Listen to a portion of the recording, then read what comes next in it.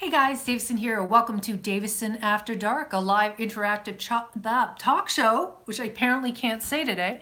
A live interactive talk show from my living room straight to yours, typically in front of the fan wall. Now, today's biggest YouTube news is the release of the video wherein Neistat sat down with YouTube's head of business, Robert Kyncl. Now, I don't know if I'm pronouncing his last name correctly. I tried to look it up on the web. What's the correct pronunciation? I can't find it, but I'm just going to presume that it's that. And if it's not, someone please correct me.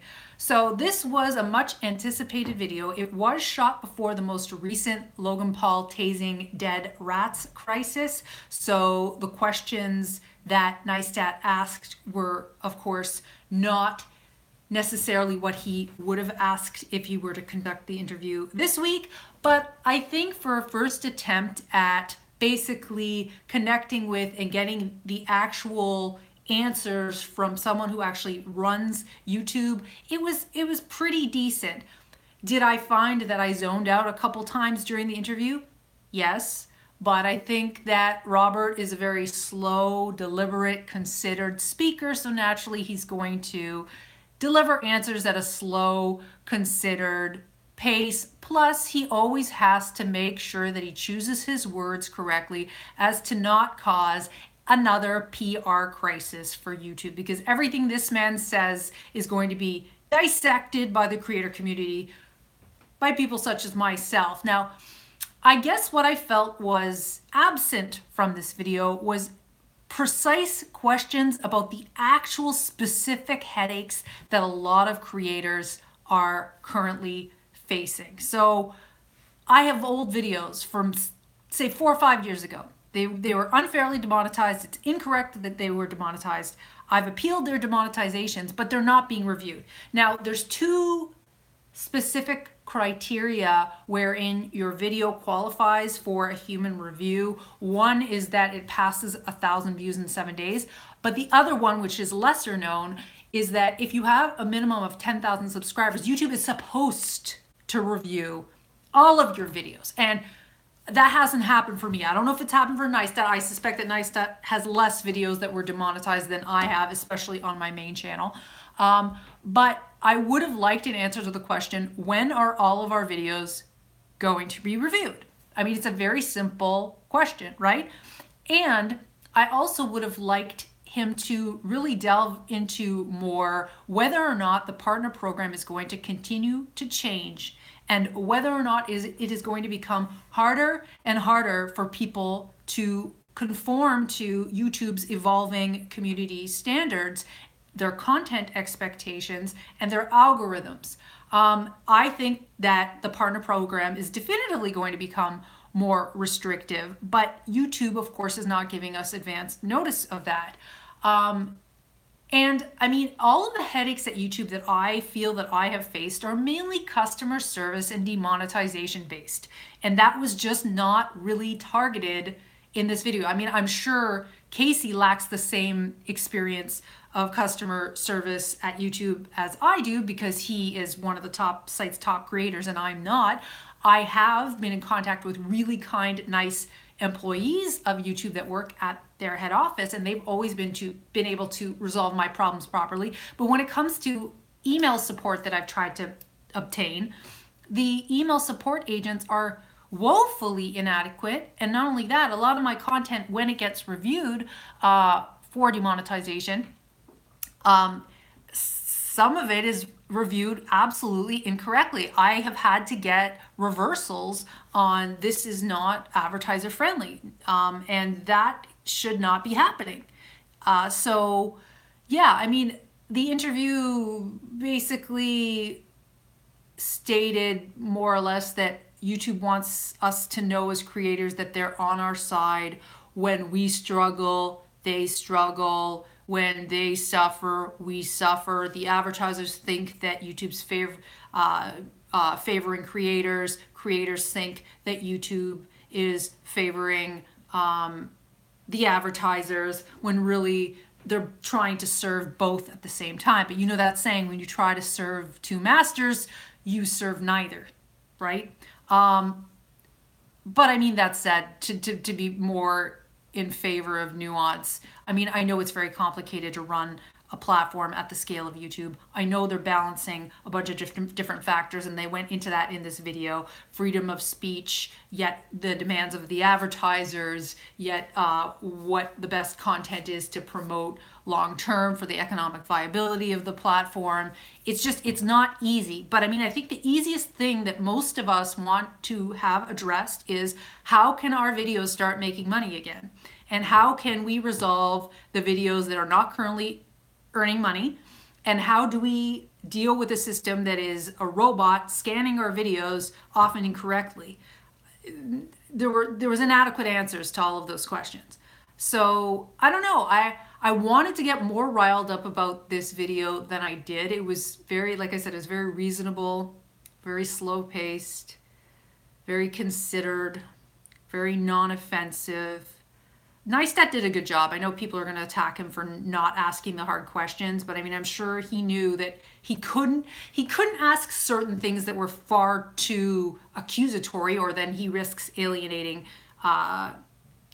his help and his business connections at YouTube.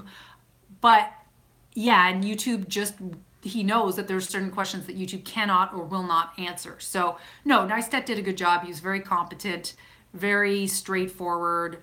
I just wish that more of the interview would have been about demonetization, and it wasn't. So I don't think any of you have watched this, and I don't know, if you're not a creator, then you might not care as much, right? Because why would you? And you might not understand what it's like to go through having half of your library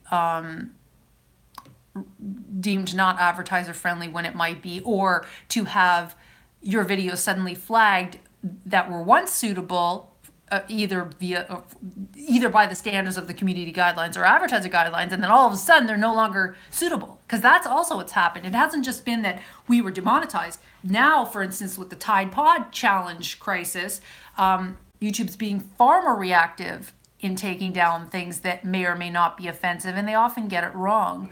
So I don't know.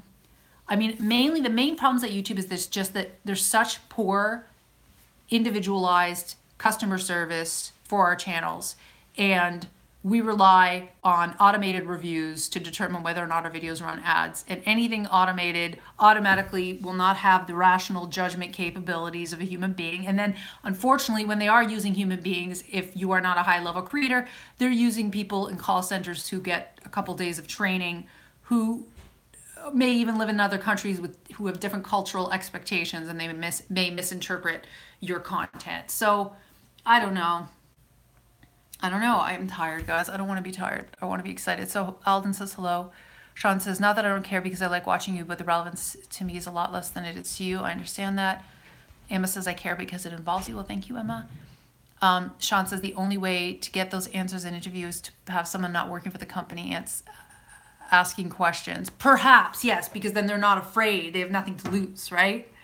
Because every time I'm critical of YouTube, it could come back and affect me negatively if they decide to blacklist me. I don't think they will. I would never say anything that negative. Like, all I'm saying is that what was lacking in this interview was really addressing our specific content and monetization related concerns. It's that simple. When are you reviewing my old videos? Can I get a second review of the videos that have been deemed not advertiser friendly when they clearly are? I need to be able to provide you more context. When will ad rates go up? What is happening with the partner program? Can I expect to have my ability or retain my ability to make money as a YouTube creator 5 years down the line? I don't know. When will customer service at YouTube improve? Because it's only effective when you're dealing with direct partner managers, and it is terrible when you're dealing with email support. And the appeal system in terms of community guideline strikes or whatever else is also broken or inadequate at minimum. So Justin says hi. That hi guy says hi. Raspergo says, what happened with Logan Paul? Logan Paul apparently now has his ads back. Some chemist said that came out already. It's out right now. I don't know. it's really I kept zoning out. I forced myself to watch it 3 times so I would be able to speak about it intelligently. But I'm gonna like admit to the fact that it's very hard to stay focused during that interview, because it's just kind of like, yeah, I've heard this before. But I mean, I guess Robert really was trying to communicate that YouTube is not this big bad evil force that's trying to destroy the creator community. They're just trying to do the best that they can, appeasing or doing business with two different parties, the advertisers and the creators, with two very different sets of needs. I mean, ultimately, they actually have more in common than they think, the creators and the advertisers. The advertisers need to understand that that they only need to advertise against what people are watching, and that people don't automatically make an association between the advertiser's product and the content that they're watching. And as a creator, you need to understand that if you're super offensive, that it might not be the best for the platform, and it might not be the best to expect money from in terms of gaining advertiser revenue from advertisers, because they want to maintain their image, and if your image is not compatible with their image, they don't want the impressions associated with your channel or your content. But yeah, I don't know. Like I said, I was making a video today where I did heart tongue.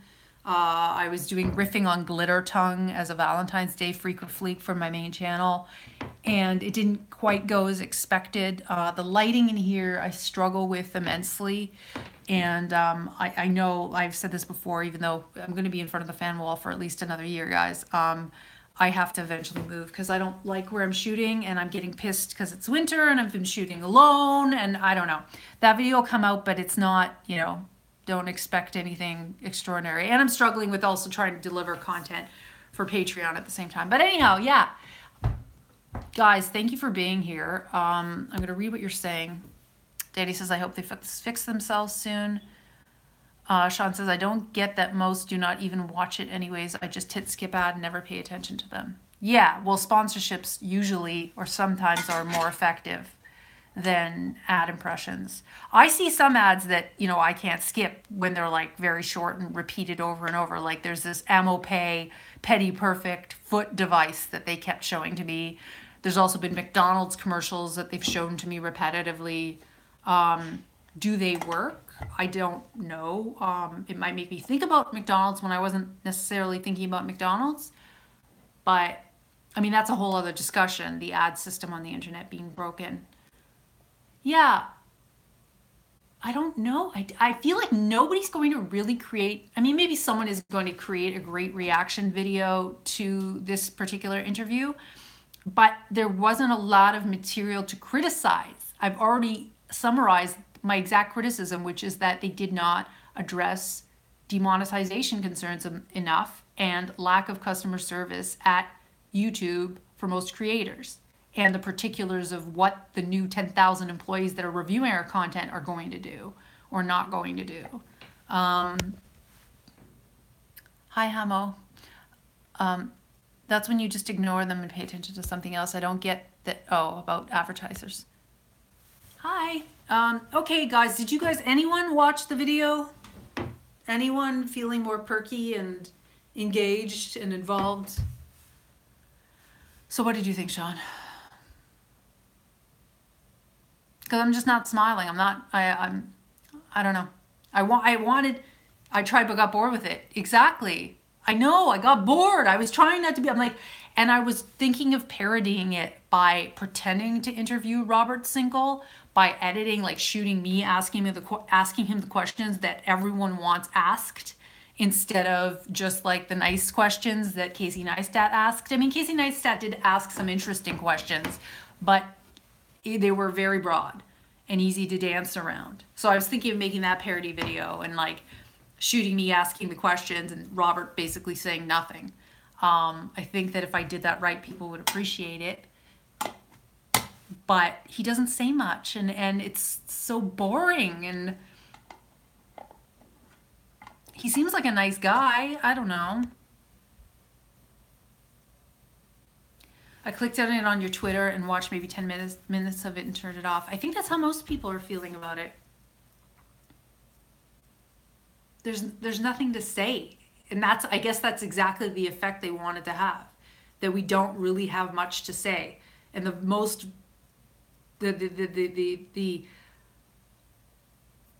strongest criticisms of the interview itself are that it was too much of a softball interview. That's it. And you hit it on the nail on the head, Sean, when you said it would have to be someone who is not dependent upon YouTube economically. So someone non-biased, who is a journalist who works outside of the platform that conducts the interview, and basically that YouTube does not have the ability to pre-approve the questions in advance in order for it to be like a fair, in-depth interview. Like you said, you give better explanations that are more relatable to you than others. Oh, Emma, I might go because I have to finish a couple videos. My Instagram is Davison Video, and yes, I know who Trisha Paytas is, and thank you for being here. I don't know. Yawn. Anyone else? Yawn. Meh.